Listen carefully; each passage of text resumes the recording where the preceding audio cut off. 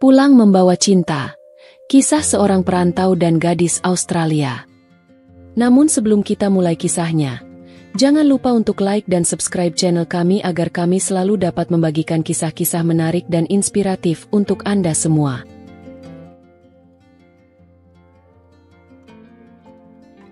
Assalamualaikum sobat. Semoga sehat selalu dan sejahtera untuk kita semua. Di sebuah desa kecil di Jawa Tengah, hiduplah seorang pria sederhana bernama Darmaji. Ia dibesarkan oleh kedua orang tuanya yang bekerja sebagai petani. Sejak kecil, Darmaji sudah terbiasa dengan kerja keras, bangun pagi menyiram sawah, menjemur padi, dan membantu ayahnya menambal atap rumah yang bocor saat musim hujan datang. Ia tak banyak bicara, namun hatinya selalu menyala oleh keinginan untuk memberikan kehidupan yang lebih baik bagi keluarganya. Usai menamatkan sekolah menengah, Darmaji bekerja serabutan. Ia mencoba menjadi buruh bangunan, kernet angkot, bahkan sempat menjadi penjaga gudang. Tapi upah yang ia terima tak pernah cukup untuk mewujudkan mimpinya. Suatu malam, di bawah langit berbintang, ia menatap langit dan berjanji pada dirinya sendiri bahwa ia akan pergi jauh, sejauh mungkin, dan pulang dengan membawa harapan. Kesempatan itu datang dalam wujud brosur kecil yang ia temukan di warung kopi dekat pasar. Brosur itu menawarkan pekerjaan sebagai cleaning service di Australia, lengkap dengan pelatihan dan bantuan akomodasi. Hatinya berdebar. Ia tahu ini bukan pekerjaan mewah, tapi di mata Darmaji, inilah pintu yang membawanya keluar dari lingkaran hidup yang tak pernah berubah. Beberapa bulan kemudian, setelah melalui pelatihan, pengurusan visa, dan perpisahan yang penuh air mata dengan keluarganya, Darmaji terbang ke negeri yang belum pernah ia bayangkan. Australia menyambutnya dengan langit biru cerah dan jalan-jalan lebar yang tampak tak berujung. Ia ditempatkan di sebuah gedung perkantoran di pusat kota Melbourne. Setiap pagi ia mengenakan seragam biru tuanya, mendorong troli berisi alat-alat kebersihan, dan menyusuri lorong-lorong panjang dengan langkah pasti. Hari-harinya berjalan tenang, seperti irama musik gamelan yang mengalun lambat. Ia menyapu lantai, mengelap meja, mengganti kantong sampah, dan sesekali tersenyum pada karyawan yang melintas. Ia tidak fasih berbahasa Inggris, tapi senyumnya adalah bahasa universal yang selalu menemukan jalan. Di antara karyawan yang sering ia temui, ada satu wajah yang lama-lama menancap di benaknya. Seorang wanita berambut pirang, dengan mata biru seperti danau di pegunungan, bernama Olivia. Ia bekerja di departemen administrasi dan selalu datang pagi-pagi, membawa kopi di tangan, dan seringkali tersenyum pada Darmaji. Senyum itu, awalnya hanya sapaan biasa, perlahan menjadi sesuatu yang ditunggu-tunggu oleh Darmaji setiap pagi. Waktu terus berjalan, dan seperti embun yang perlahan berubah menjadi hujan, hubungan antara Darmaji dan Olivia pun berkembang.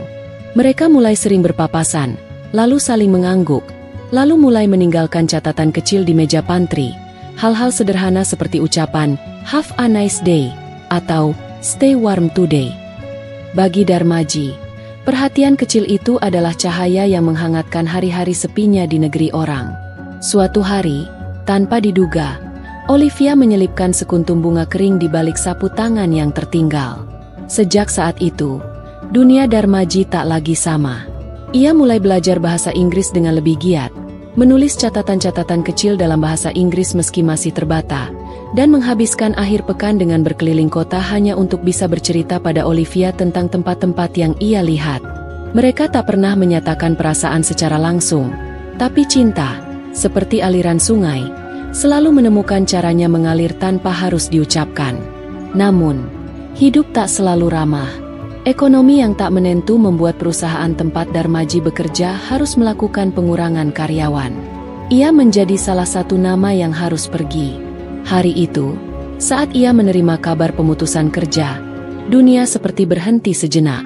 Ia berjalan menyusuri lorong tempat ia biasa menyapu, menatap kursi-kursi yang tak lagi harus ia bersihkan, dan merasa seperti daun kering yang diterbangkan angin.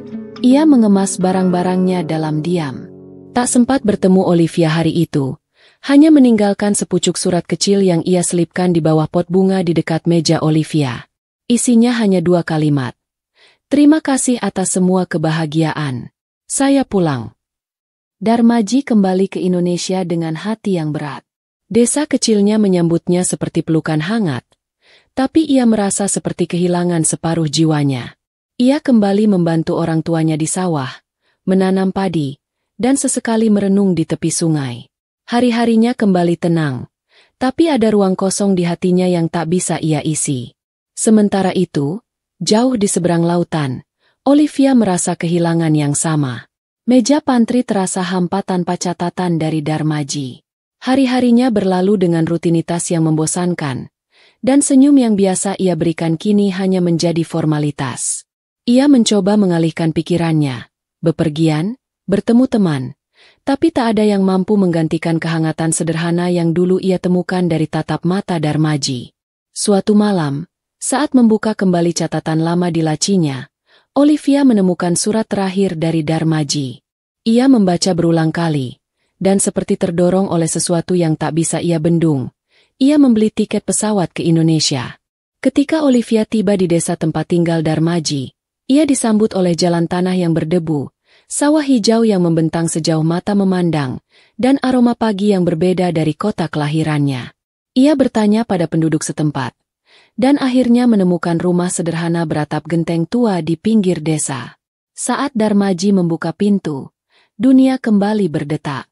Mereka saling menatap, tidak ada kata-kata, hanya senyuman yang dulu pernah mengikat mereka kini hadir kembali. Sejak hari itu, Olivia memutuskan untuk tinggal. Ia belajar bahasa Jawa perlahan-lahan, ikut membantu di sawah, dan belajar membuat teh panas dengan gula batu seperti yang biasa diminum Darmaji setiap pagi. Warga desa awalnya heran, tapi kemudian mereka menerima Olivia dengan tangan terbuka. Mereka melihat cinta dalam cara Olivia menatap Darmaji, dalam cara ia tertawa saat memegang cangkul untuk pertama kali, dan dalam kesederhanaan yang kini mereka bagi bersama. Waktu berjalan, musim berganti. Darmaji membangun rumah kecil di samping sawah, dengan dinding kayu dan jendela lebar yang menghadap ke matahari terbit. Di sana, mereka hidup bersama, menanam padi, memelihara ayam, dan berbagi cerita saat malam tiba. Olivia mulai mengajarkan anak-anak desa membaca bahasa Inggris, sementara Darmaji kembali menjadi bagian dari tanah tempat ia lahir.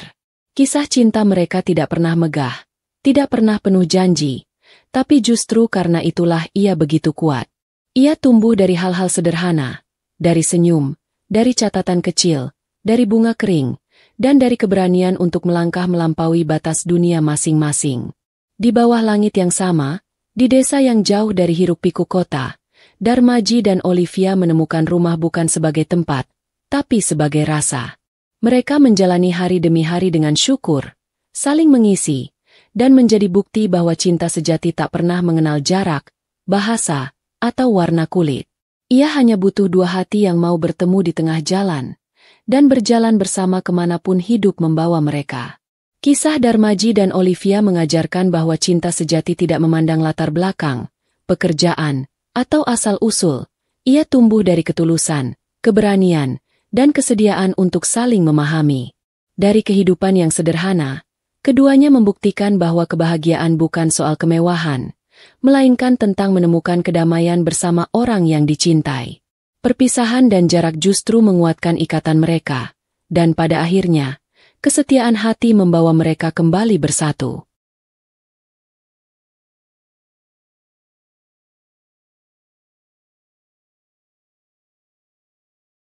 Terima kasih sudah nonton, jangan lupa like, subscribe, dan share ya!